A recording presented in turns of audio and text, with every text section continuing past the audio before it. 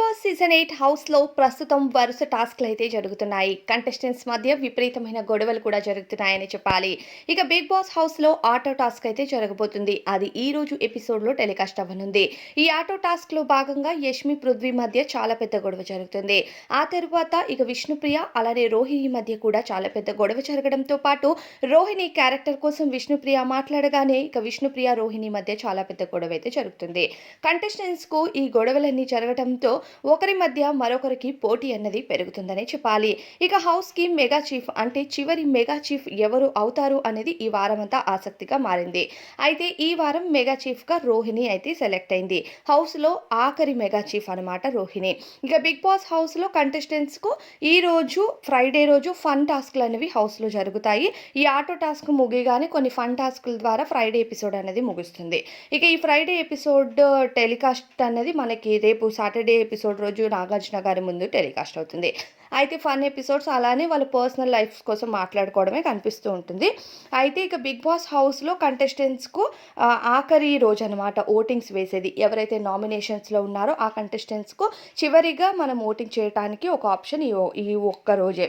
ఇంకా big boss హౌస్‌లో నామినేషన్స్‌లో 5 మంది కంటెస్టెంట్స్ ఈ వారం ఉండగా అందరూ టాప్ మోస్ట్ కంటెస్టెంట్సే ఉన్నారని చెప్పాలి. నామినేషన్‌లో ఉన్న 5 మంది కంటెస్టెంట్స్ విషయానికి వస్తే నిఖిల్, నబిల్ అలానే పృథ్వీ, యష్మి, ప్రేరణ ఉన్నారు.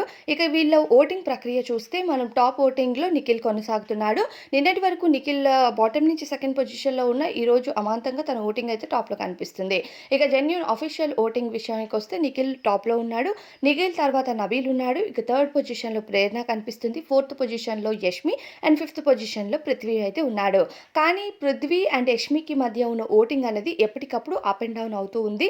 వీళ్ళిద్దరిలో ఎవరికైనా ఓటింగ్ ఈ రోజు వరకు ఓటింగ్ ప్రక్రియ అనేది కొనసాగుతుంది కాబట్టి ఈరోజు అర్ధరాత్రి వరకు ఎవరి ఓటింగ్‌లో అయినా తారుమారవుతే మాత్రం ఖచ్చితంగా కంటెస్టెంట్స్‌లో వాళ్ళిద్దరిలో డేంజర్ జోన్ నుంచి ఒకరైతే ఎలిమినేట్ అవుతారు.